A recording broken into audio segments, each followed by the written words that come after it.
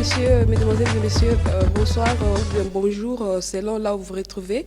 Bienvenue dans cette émission Parole aux leaders. Parole aux leaders, c'est une présentation de Pascaline Keba. Prise de son et images, il s'agit de Fabrice. Aujourd'hui, nous allons recevoir un des leaders. Il va lui-même se présenter. Bonjour, monsieur. Bonjour, madame. Est-ce que vous pouvez vous présenter, vous dire en quoi vous êtes leader?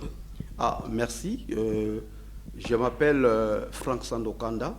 Bon, leader, aujourd'hui nous sommes à l'émission Parole aux leaders par rapport, bien sûr, je crois, à la radio-télévision Kimpoanza que je dirige. Et voilà pourquoi je peux me présenter leader, c'est par rapport à cette radio-télévision qui sert aux Congolais. Voilà, vous êtes monsieur Frank Sandokanda. Oui. Vous êtes le représentant ou le directeur de la radio-télé Kimpoanza. Quel est votre objectif en créant cette radio dans la diaspora congolaise? En fait, madame Pascaline, cela date depuis 2003. Et nous étions très souvent des auditeurs de la radio Congo Web, de Chabani Record, Chabani Gabriel, une radio qui est basée à Kinshasa, qui était à l'époque installée par streaming sur Internet. Et cette radio nous permettait, nous de la diaspora, parce que c'était la première radio que nous captions à l'Internet, nous permettait à faire les débats. Les débats étaient centrés et concentrés sur la République démocratique du Congo, qui est notre pays, bien sûr. Compte tenu de la vie sociale, compte tenu du désastre politique, souvenez-vous, à l'époque, il y avait ce qu'on appelait 1+4, qui était un gouvernement d'union nationale, de consensus par rapport aux décisions qui ont été prises à Sand City en Afrique du Sud. Et soudain, tellement que les débats étaient très critiques par rapport au régime en place en République démocratique du Congo, cette radio de Chabani Record a été suspendue. Alors, on n'avait plus de moyens de pouvoir l'écouter. C'est ainsi l'idée m'est venue en tête, pourquoi pas, nous de la diaspora, comme nous avions cette habitude, déjà à cette époque, je me suis dit finalement, il faut que je fasse quelque chose pour la diaspora congolaise. Et voilà, c'est à ce moment-là que l'idée est venue de créer cette radio pour continuer nos débats, parce que ces débats suscitaient l'espoir de voir un jour les Congolais prendre à main leur destin.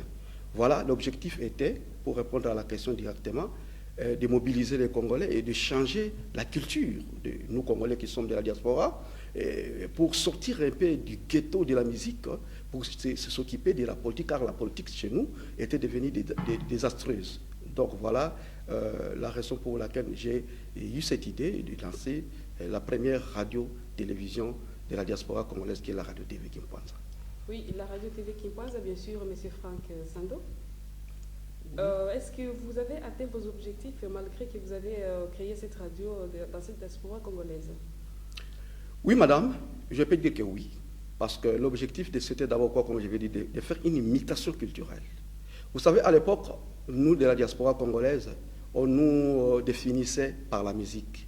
Même quand vous abordez d'autres communautés africaines, les Congolais étaient ceux qui étaient censés s'intéresser à la musique, ou peut-être, pourquoi pas, adorer la musique.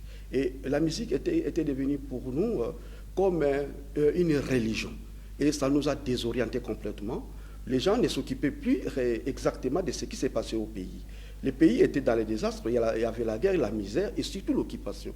Et nous avons dit qu'il faut commencer par quelque part. Créer la radio et commencer à sensibiliser, mobiliser la masse congolaise, la diaspora congolaise, tous ceux qui vivent à travers le monde, commençant par Brazzaville, jusque, je ne sais pas, en Arabie Saoudite, en Australie, en Chine, où les Congolais sont. Donc voilà, et aujourd'hui, on peut parler de la politique au Congo sans insérer ou sans citer ou sans tenir compte de cette diaspora qui est la diaspora congolaise. Donc, de là, je peux conclure que l'un des objectifs a été atteint. Ok, Monsieur Frank Sandokanda, vous avez créé cette radio, bien sûr. Quels sont les journalistes qui vous ont aidé à atteindre donc, vos objectifs en créant cette radio? Ah oui, comme toute œuvre humaine, au début de la création de la radio-télévision Kimpoanza, j'étais moi-même, je me suis fait moi-même journaliste. Parce qu'au fait, au départ, moi, je ne suis pas un journaliste de formation. Donc, moi, j'ai fait le management et le marketing. Mais il est vrai qu'aux études secondaires, j'ai fait les littéraires, donc j'avais la facilité de pouvoir parler, et m'adresser aux gens, au public surtout. Et comme je savais par définition que être journaliste, c'est avoir l'art d'informer et de former. Donc, je suis le premier journaliste, mais comme je vous ai dit, il fallait absolument avoir des gens avec qui vous partagez cette aventure. Et là, je vais citer par exemple mes premiers, je vais dire les premières journalistes, parce que c'était des filles qui étaient à Kinshasa, c'était des étudiantes. Je vais citer Blandine Nikele, qui était aussi prestée à Congo Web.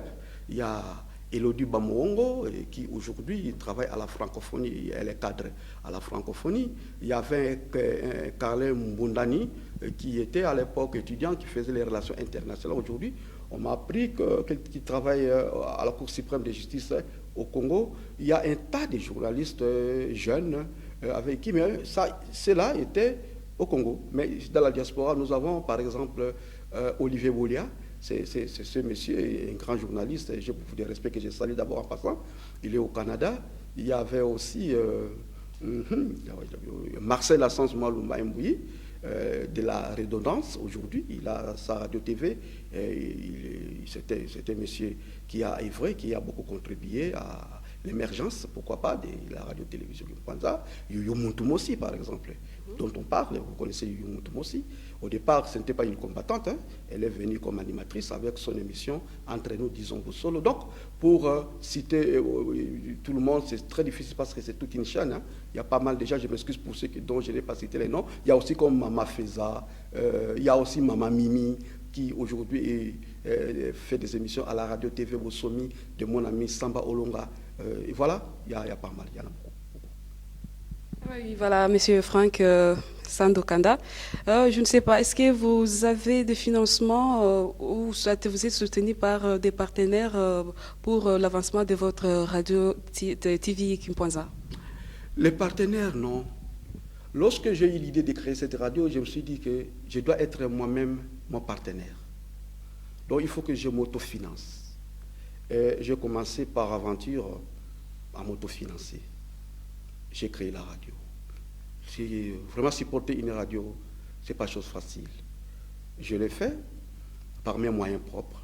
Mais évidemment, les Congolais qui sont voués à la cause de la lutte que nous sommes en train de mener essayent très souvent aussi de donner leur part de contribution pour que la radio puisse continuer son œuvre. Donc avoir d'une manière officielle un financement extérieur ou un partenaire, non. On n'a pas de financement extérieur, on n'a pas de partenaires qui nous financent. Vraiment, si financement il y a, c'est notre propre effort, notre propre financement. Mais quel message que vous pouvez lancer à tous les hommes ou bien toutes les femmes de la diaspora congolaise pour l'avancement, soit l'évolution de votre initiative de créer la radio Kimpoinza? Le message est simple. La radio Kimpoinza, la radio TV Kimpoinza, c'est une œuvre qui aujourd'hui a fait son travail, qui a mobilisé les Congolais, qui vraiment, de par sa naissance, ne s'est pas déroutée. C'est une radio qui est au centre même de la lutte, de la résistance congolaise. C'est pourquoi nous avons comme générique, comme slogan, la machine de la libération du Congo. Et comme j'ai toujours dit, tous ceux qui nous écoutent, qui vont nous suivre à travers votre émission, et qui veulent bien voir notre lutte et notre combat continuer avec son efficacité, avec détermination, ils ne doivent pas oublier que la radio Kimpoinza est au premier plan. Donc ils peuvent apporter tout leur soutien. Le soutien n'est pas seulement financier, il y a aussi le soutien moral, il y a aussi le soutien spirituel, parce qu'il faut comprendre que sans Dieu, moi je suis quelqu'un qui très souvent même quand je fais mes émissions, je dis, Moussa Pilikolo, ça dit qu'un doigt en haut, il n'y a qu'un seul Dieu. Donc de pouvoir prier aussi pour nous, pour que nous puissions continuer le chemin à bon port. Voilà, comme je vais encore revenir sur une toute petite question, Monsieur Franck Sandou. Je ne sais pas quel message que vous allez aussi transmettre à tous ces animateurs ou animatrices, ou soit les soi-disant journalistes, le message qui pose sur des réseaux publics. Donc, les infos peut-être non contrôlées. Comment vous pouvez un peu donner un petit conseil suite à ces genres d'intoxication? Oh, ma chère Pascaline, vous savez, dans les milieux de la politique, dans les milieux du média, surtout les milieux congolais, les intoxications ne manquent jamais. Mais d'abord, avant de dire quoi que ce soit, je dois les remercier et remercier tout le monde qui a dû contribuer à l'émergence, comme je disais, de cette œuvre. Il y a tous ceux que j'ai cités, bon, il y a en particulier Youyou Moutoumossi, mais surtout Marcel Lassens, dont l'émission Dis-moi tout a beaucoup contribué pour voir aujourd'hui les Congolais s'élever comme un seul homme pour combattre contre l'occupation de leur pays, de notre pays, la République démocratique du Congo. Je remercie aussi M. Olivier Bolia, je l'ai cité tout au début. Il y a pas mal, il y a aussi à Kinshasa, celui que je n'ai pas cité, Guillaume Mopanzi, qui a donné son local à Kinshasa, vous savez, avant que nous puissions avoir notre studio propre à Kinshasa. Donc moi, je vais lire chacun là où il est, comme Marcel Lassens aujourd'hui, qui, je l'avais surnommé le journaliste international. Il a œuvré et aujourd'hui, il fait son chemin à part. Et je crois que je l'ai toujours encouragé parce que beaucoup de gens ne savent pas. Lorsque Marcel a créé sa radio, il était à Kimpwanza. Mais aujourd'hui, il œuvre pour cette radio qui est aussi une œuvre communautaire. Parce qu'en fait, nos radios n'ont pas de but lucratif. Ce sont des radios qui ont un but non lucratif. Donc, je peux lui dire simplement de pouvoir bien continuer son travail. Et tous ceux aussi qui se sont jetés dans cette aventure, de pouvoir continuer en respectant nos orientations, nos esprits de base. Sinon, quand vous détournez, là, vous n'êtes plus amis, vous devenez ennemis. Ennemis, on les combat. Donc, mais ceux-là, qui aujourd'hui sont comme moi, ce ne sont que des partenaires dans la lutte, ce ne sont que des amis dans la lutte, des compatriotes, surtout des compatriotes avec cette lutte, nous les appelons des compatriotes de la résistance. Oui, ce que je voulais un peu avoir une petite précision, c'est juste qu'aujourd'hui, c'est tout le monde qui sort avec sa caméra sur la route, piquer les images, et puis peut-être l'info n'est pas confirmée, et directement, il lance ça sur des réseaux. C'est ce que je voulais un peu savoir, expliquer un peu. Il y a des gens qui travaillent comme ça, la déontologie journalistique. Quel message que vous pouvez transmettre selon votre expérience? Parce que vous venez de dire que vous n'avez pas fait le journalisme. Alors, quel message vous pouvez donner à ces gens-là qui piquent les images, soit les infos? Parce que la fois passée, il s'est passé une histoire qui n'était pas vraie. On dit tel est mort. Mais or, ce n'était pas vrai. Et directement, c'était sur les trucs, soi-disant, un journaliste, donc il donne donc là où il a piqué ses infos. Or, c'était faux. En vérifiant, c'était faux. Alors, avec ces gens-là qui travaillent sans cette déontologie journalistique, quel message que vous pouvez transmettre en tant que fondateur de la radio TV Kimpwanza? Merci Pascaline Keba. Vous savez, tout au début là, je disais, le journalisme, c'est l'art d'informer et de former. Mais aujourd'hui, c'est quoi? C'est de la cacophonie, c'est de la zizanie, de la pagaille. C'est les détournements. Au fait, on ne comprend plus. Parce que, vous savez, à l'époque, la radio TV Kimpwanza, nous avions des émissions télévision en direct. Je peux prendre l'exemple quand j'ai dû envoyer Marcel Lassens à Élysée avec une carte de presse de la radio TV Kimpwanza, carte de presse qu'il a exhibée au service de sécurité de l'Élysée en France, qui ont permis à ce qu'il soit accepté pour faire des interviews, des reportages, vous voyez. Donc, c'est du direct, c'est-à-dire qu'on parle de ce qu'on trouve, c'est-à-dire on communique, on donne des messages pour que les gens soient au courant de tout ce qui se passe. Voilà, pour que les gens comprennent toute la situation du Congo. Et c'est ça. Mais aujourd'hui, quand vous avez vos problèmes privés, vous avez des soucis, vos conflits, il y a des gens qui répondent par cette histoire dont vous évoquez. Vous allez vous enregistrer avec surtout l'apparition de YouTube au dos. Quoi donc? C'est devenu la cacophonie. Nous déplorons ça et je pense qu'ils doivent mettre fin à tout ça. Nous n'avons pas besoin de ça parce que lorsque nous avons créé cet esprit de combattre pour notre pays, lorsque nous avons créé la radio TV Kimpwanza, on ne parlait pas de YouTube. Je crois que nous avions commencé avec les sacrifices et aujourd'hui le monde s'est mobilisé, les Congolais se sont mobilisés. Donc je ne peux que condamner avec force cette attitude de nos compatriotes qui, par magie de la technologie, essayent de confondre beaucoup de choses. Donc, ils doivent cesser de faire ces histoires que nous déplorons. Voilà, merci. J'espère tout de même que les auditeurs, les téléspectateurs, excusez-moi, les téléspectateurs de la radio Télé Kimpanza, soit d'autres radios, d'autres chaînes de radio, vous ont suivi. Alors, Monsieur Franck Sando, est-ce que vous avez encore d'autres occupations dans la diaspora congolaise comme leader encore? Ah oui, là, je savais parce que... oui, comme le but de la radio, c'était de mobiliser les Congolais, de s'engager à la politique de leur pays. Et de là, signifier directement que nous sommes nous-mêmes politiques.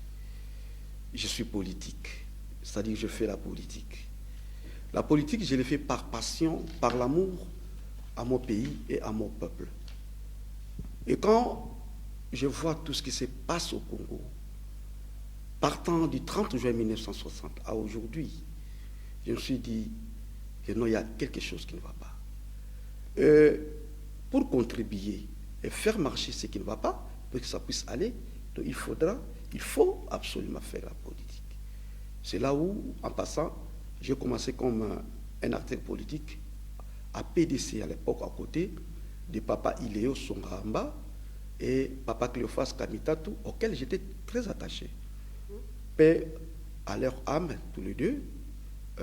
Et après, j'ai dû créer avec des amis à Kinshasa le Front Nouveau. C'était un mouvement congolais, zaïrois à l'époque. J'ai dû quitter le pays, compte tenu des ennuis que j'avais avec le système en place.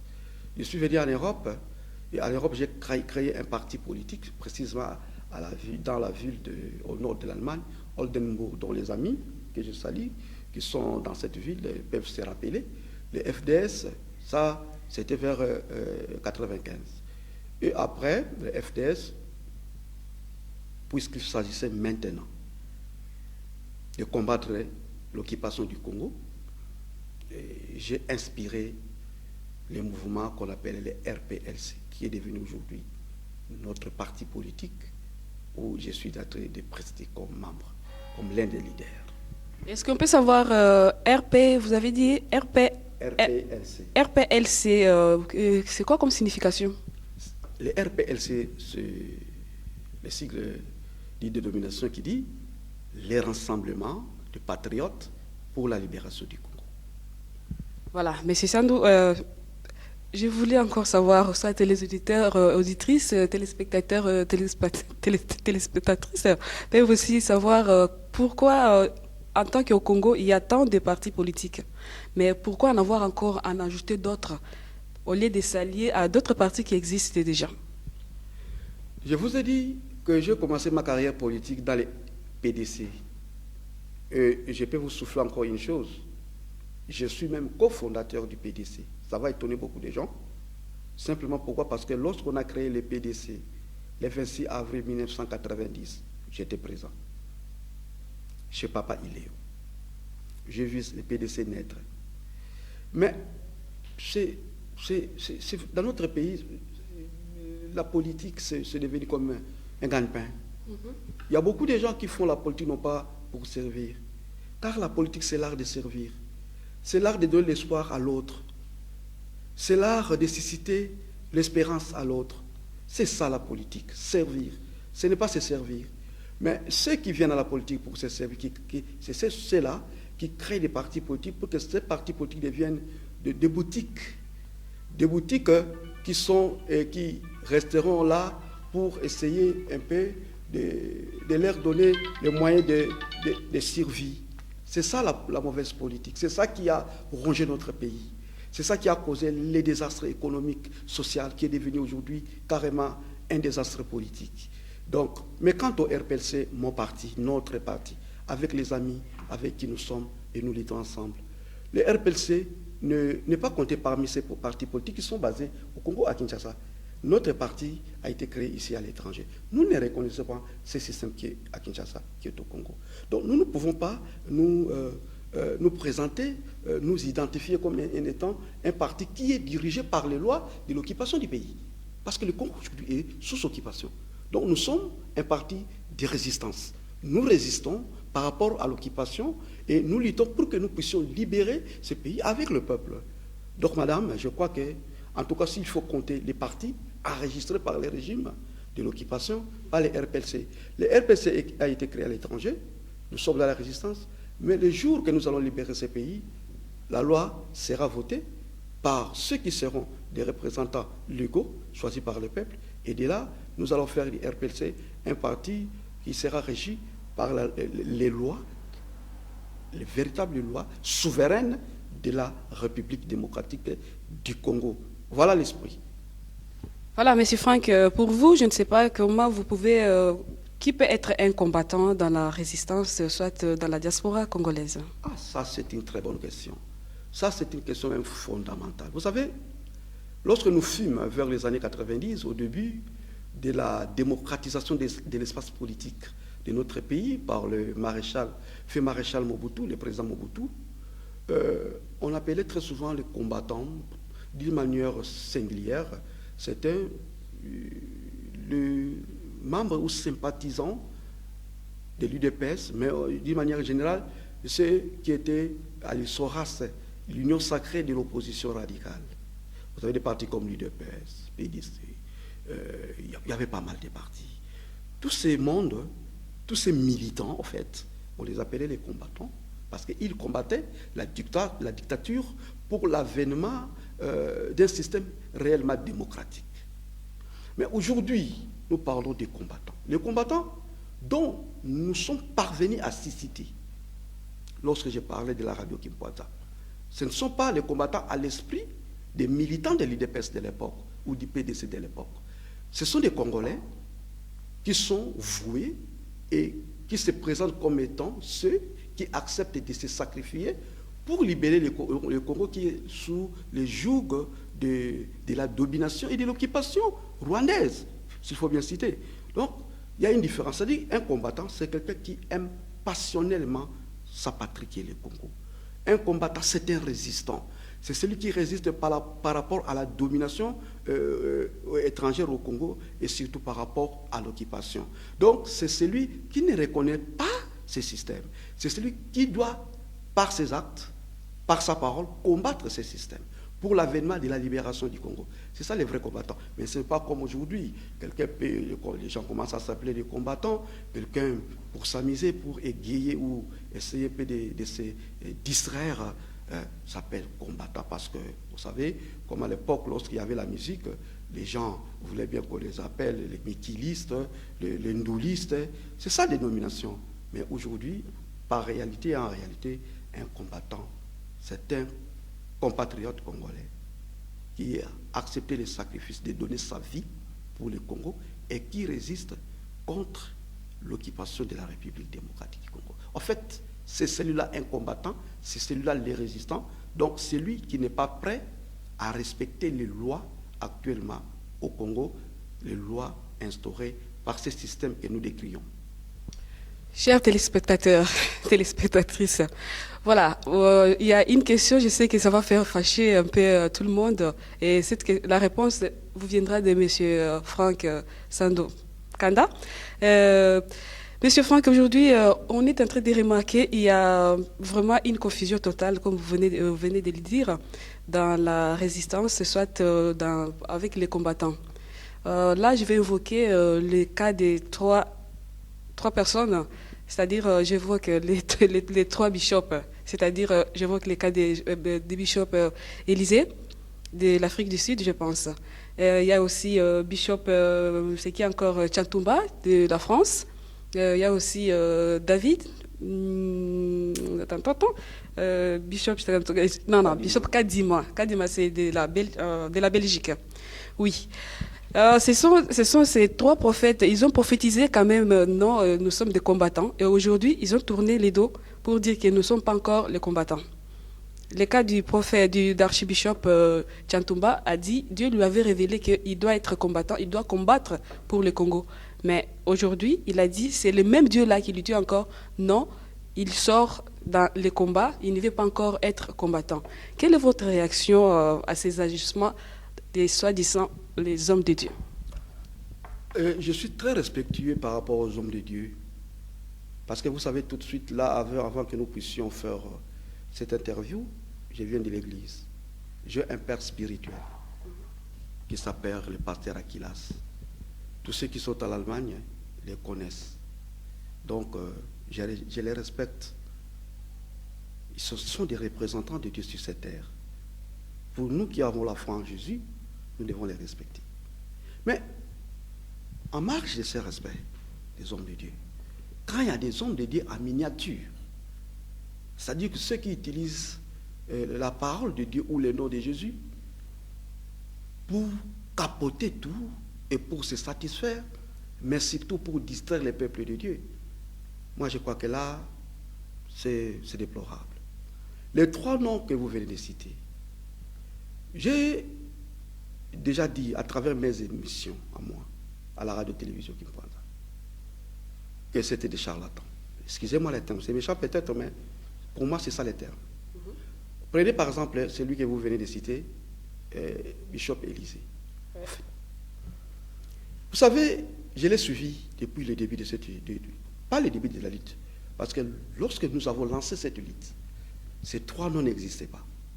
Ce sont des noms qui sont apparus en 2011, quand cette vague des élections est venue. Et c'est là où nous avons commencé à écouter à travers les ondes, l'Internet surtout, ces 3 noms. Mais on dit, on reconnaît l'arbre par ses fruits. Mais essayez un peu de lire, de voir les gestes, les paroles, les messages qui sortent de la bouche d'Élisée. Vous pouvez comprendre que un jour j'ai vu Bishop Élisée porter l'habillement des musulmans et prendre ces trucs des musulmans qui est comme les chapelets, les tenir pour dire que aujourd'hui je suis musulman.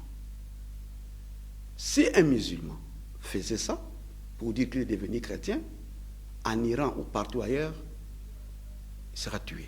Ouais. On va l'abattre. Mais nous avons vu ça. C'est ça les blasphèmes, les faux prophètes. Vous comprenez, madame?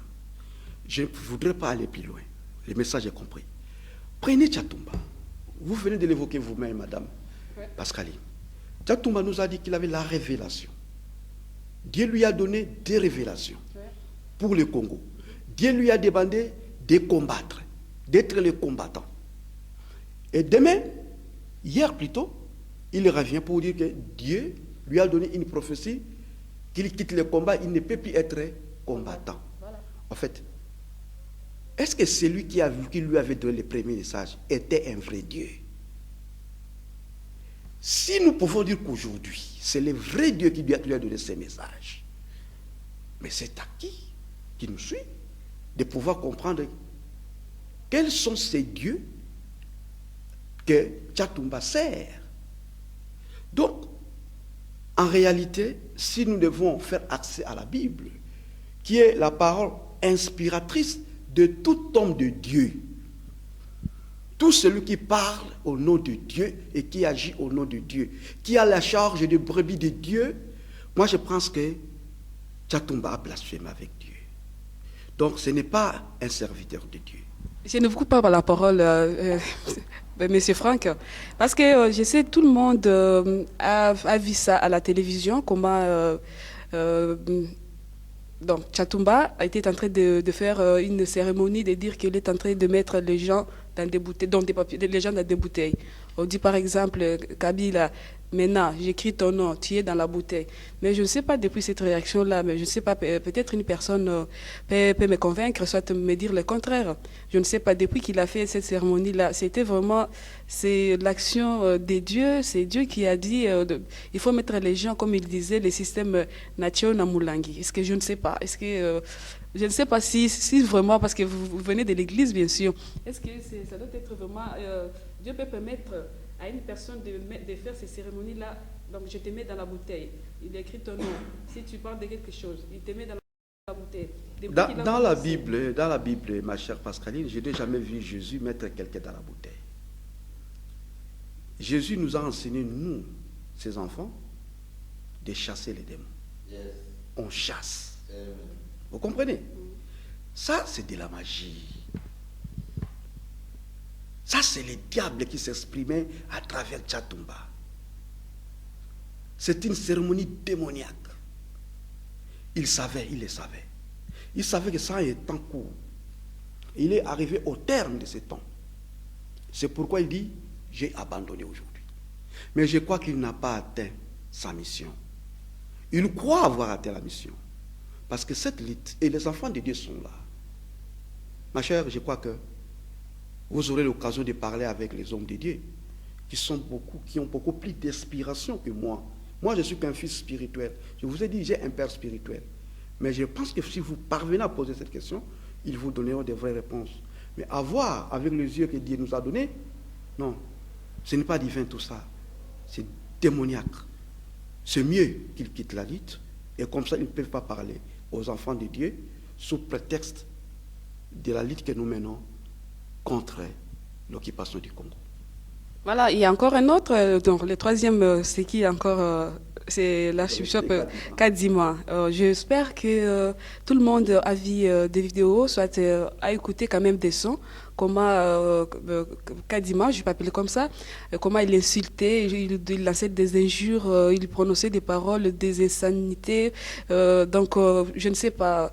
Donc, je ne sais pas. Quelle est votre réaction? Parce que je sais que vous aviez aussi suivi, c'est donc comment était en train comment le monsieur était en train d'insulter les gens et puis donc c'est ce qui ne donnait même pas la valeur d'appeler, soit de respecter les hommes de Dieu.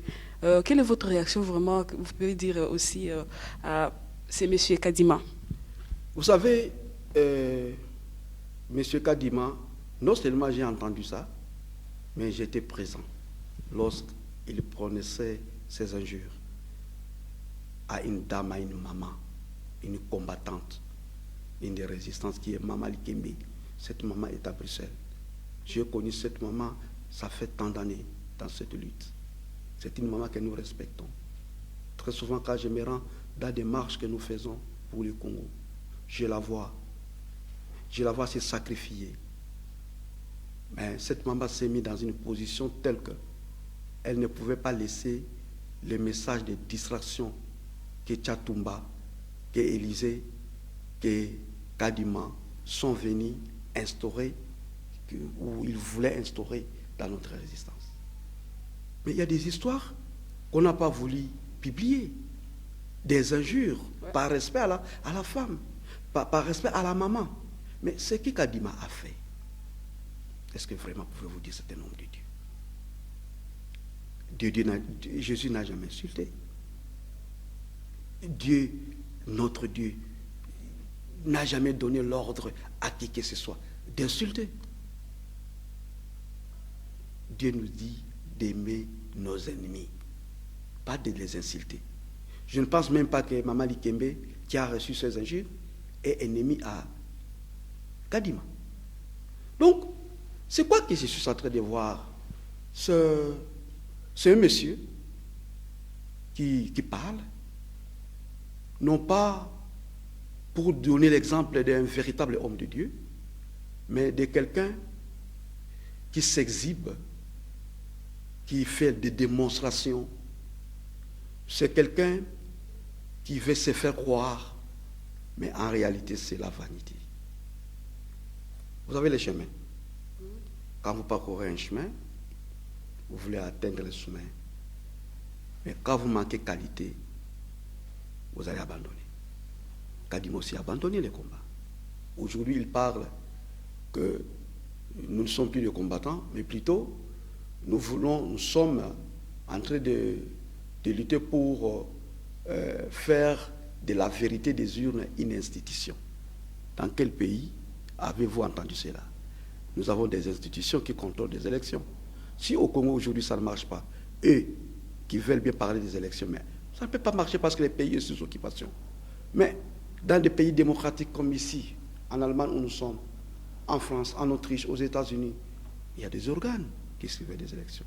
Ce sont ces institutions-là. Mais dire la vérité des îles comme institution, c'est vague.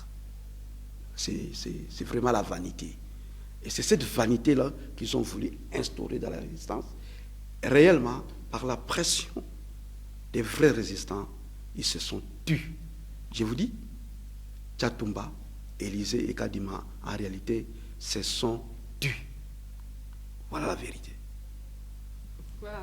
Merci pour cette réponse. J'espère tout de même que les téléspectatrices vont quand même suivre le message.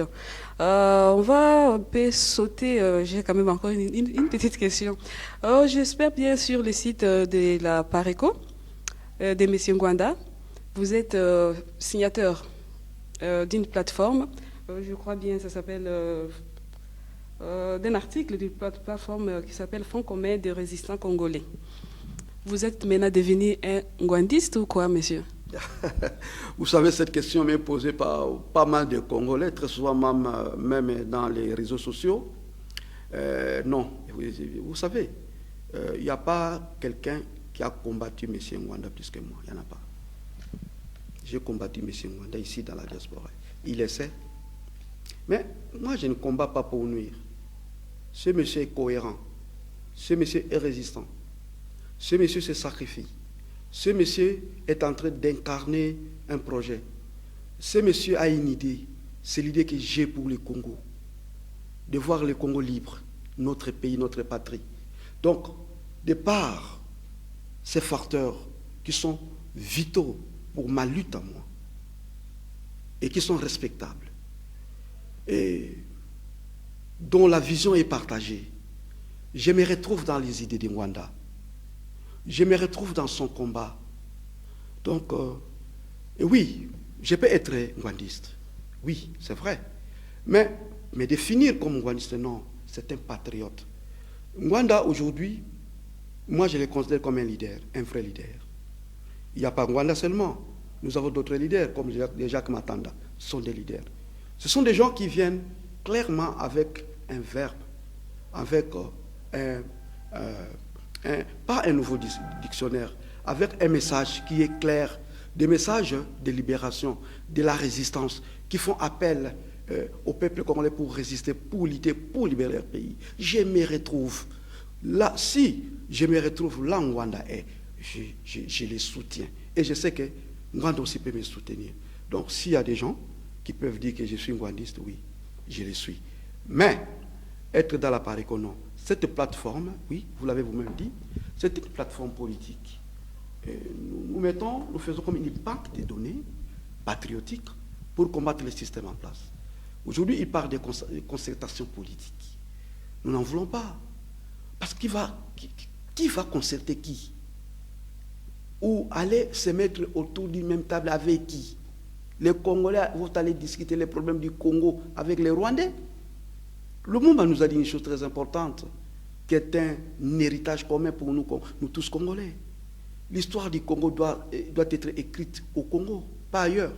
Ils veulent toujours écrire l'histoire du Congo à l'étranger. Ils veulent toujours donner le Congo aux étrangers. Nous disons niet, nous disons non. Voilà là où nous nous retrouvons avec Ngwanda. C'est pour cela je suis le co-signateur. Parce qu'il y a beaucoup de signataires. Il y a lui-même M. Ngwanda. Il y a beaucoup de femmes et beaucoup d'hommes avec qui nous partageons, nous avons le même vœu pour le Congo, avec qui nous avons les mêmes idées, mais surtout les mêmes aspirations.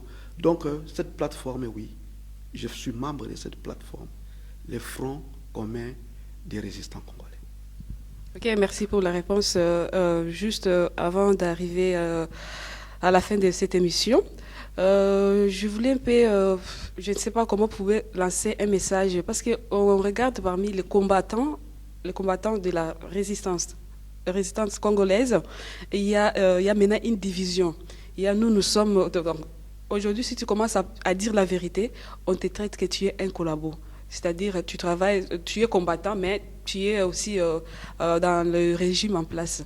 Je ne sais pas quel message, en tant qu'un professionnel, que vous pouvez aussi lancer à ces gens-là, parce qu'ils ont commencé la lutte ensemble. Mais aujourd'hui, il y a une division. Est-ce qu'ils peuvent arriver à avoir une solution si vous êtes déjà divisés? Je crois que la division est pire des choses dans cette lutte. Nous devons cohabiter, nous tous Congolais, en dépit de nos sensibilités respectives. Nous devons être réellement Congolais. Vraiment Congolais avec un grand C. C'est-à-dire nous devons aimer ces pays qui nous appartiennent tous. Donc, on est Congolais, on est combattants pour le Congo. Mais si aujourd'hui, les combattants s'insultent, se combattent entre eux, ils ne sont pas combattants. C'est la raison pour laquelle moi, je ne peux plus combattre Ngwanda, parce qu'il est combattant, moi je le suis. Parce qu'il est résistant, moi je le suis. Donc, s'il y a un message que je peux donner, les vrais combattants doivent faire la distinction entre les vrais combattants. Et quand on est avec les vrais combattants, il faut dire, nous sommes ensemble. Mais quand on se sent qu'on est avec des infiltrés, parce qu'il y a pas mal d'infiltrés. Vous voyez de voir, par exemple, tout ce qui s'est passé en Belgique, avec cette histoire de coordination.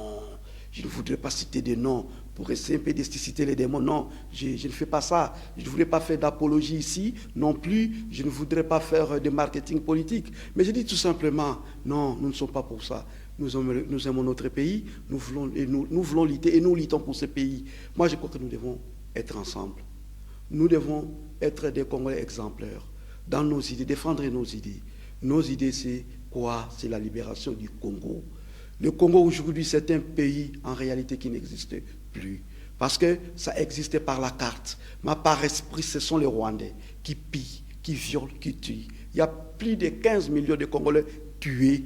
Les échos commencent à être évoqués. Aujourd'hui, dernièrement, j'ai entendu le département des affaires étrangères, le département d'État américain a dénoncé ce que Kagame est en train de faire avec d'autres Rwandais qui sont appelés les M23. Voilà là où nous en sommes aujourd'hui. Nous devons continuer avec cette espérance, avec cette détermination. Nous devons être des vrais résistants. Nous devons être autour de nos idéaux de la résistance, de nos idéaux patriotiques, mais pas la division. Nous n'avons pas besoin de division. Non, nous avons besoin de la cohésion et nous avons besoin de l'unité. Merci beaucoup, chers téléspectateurs. Nous sommes presque arrivés à la fin de notre émission, mais je vais encore passer le micro à M. Franck Sando de nous dire son mot de la fin. Le mot de la fin, d'abord de vous remercier, Madame Pascaline Keba.